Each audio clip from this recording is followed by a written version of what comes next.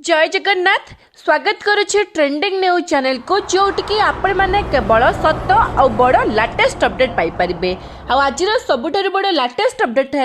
एवं जहाँ कि लाटेस्ट अपडेट आसूँ कि बंगोपसागर में सृष्टि होता साइक्लोनिक सर्कुलेशन बा घूर्णिबलयटी आउ किछि घंटा मध्य एक लघुचाप क्षेत्र में परिणत हो जहाँकि परवर्ती समय मानकरे अधिक घनीभूत होकर एक वेलमार्क लो प्रेशर एरिया बा एक साइक्लोन बात्यार परिणत हो विभिन्न अंतर्जातीय मॉडल आको वेदर हो कि जीएफएस हो कि ECMWF हो तो सबु जाक वेदर फोरकास्ट मॉडल बर्तमान आकलन कले कि दक्षिण पूर्व बंगोपसागर में आसंता किछि घंटा मध्य जो लघुचापटी सृष्टि हो ता अधिक घनीभूत होगी एक साइक्लोन बा बात्यार रूप नेब एवं परे परे पुणी एक जो लघुचाप सृष्टि हो ता भी अधिक घनीभूत होबार संभावना यथेष्ट अधिक रहुछि आम ओडिशा उपरे यार प्रभाव रहिबो तो केउ केउ जिला मानकर केते प्रबल वर्षा हबो केउ केउ जिला मानकर वर्षा सहित पवनर बेग अधिक रहिबो आम ओडिशार केउ जिला मानकर बात्यार प्रभाव सबसे अधिक रहिबो ते सबको जानिया निश्चित भिडियो को शेष पर्यंत देखंतु जो भाई माने जो सांग माने आज नुआ करी चैनल को आस्थिबे चैनल को सब्सक्राइब करके पाखरे आसितबा बेल आइकन को प्रेस करी ऑल नोटिफिकेशन को ऑन करंतु पर्टिकुलरली आपण मानक जिल्ला मानकरे आपण मानक एरिया मानकरे आग को संभावना थिबा वर्षा बन्या बात्या आ लघुचाप सबरो लेटेस्ट आ फास्ट अपडेट आपण मानक पाखरे पहुंची जिवो सेमिति भल पाइबा आपण माने जारी रखिबे वीडियो को समस्ते गोटे गोटे लाइक निश्चित करिवे तो देरी न करी आरंभ करबा कोन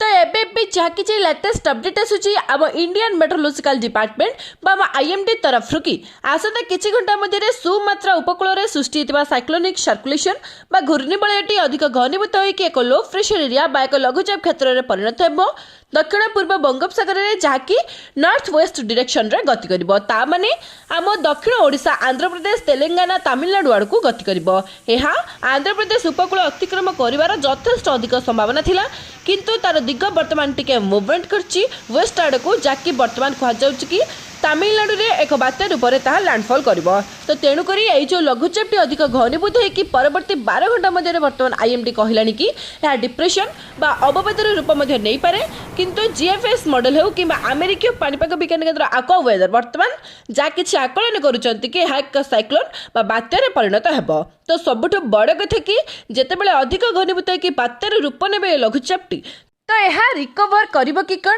आम ओडिशा मुहा हेबो कि कण वर्तमान किछि भी तार क्लियर विजुअल आसी नाही आसंता किछि घंटा मध्य तार क्लियर विजुअल आसी जिवो कि लघुचाप क्षेत्रटी सृष्टि होला परे कारण किछि वेदर फोरकास्ट मॉडल कहउचंती ताहा आंध्र आड़ को मुहाई पारे किछि किछि कहउचंती कि तमिलनाडु आड़ को मध्य मुहाई पारे स्पेशली समुद्र उपकूलवर्ती जिला मानकरे आ दक्षिण आभ्यंतरीण जिला मानकरे यार प्रभाव रहिबो बेसी तो प्रथमे जानिक रखंतु अल्प प्रभाव केउंटी रहिबो देखंतु बालेश्वर भद्रक जाजपुर केन्द्रापड़ा जगतसिंहपुर कटक खोर्धा ए सब जिला मानकरे हल्का प्रभाव रहिबो लाइट रेन बा हल्का वर्षा हेबो पाग कोहला रहिबा सहित छिपिछिपि वर्षा हेबो किंतु साउथ कोस्टल डिस्ट्रिक्ट जेमिति आपनकर पुरी गजपति गंजाम रायगड़ा कंधमाल कोरापुट मालकानगिरी नवरंगपुर तो सबु जिला मानकरे भल वर्षा हबार संभावना अछि परे परे आउ एक लघुचाप आसंता 14 तारिख रे थाईलैंड उपकूल में सृष्टि हबार संभावना अछि बालेश्वर भद्रक पाखरु नै कि आपनकर south coastal district Nabarangpur Koraput पर्यंत तो सबु जिला मानकरे प्रबल वर्षा कराइबो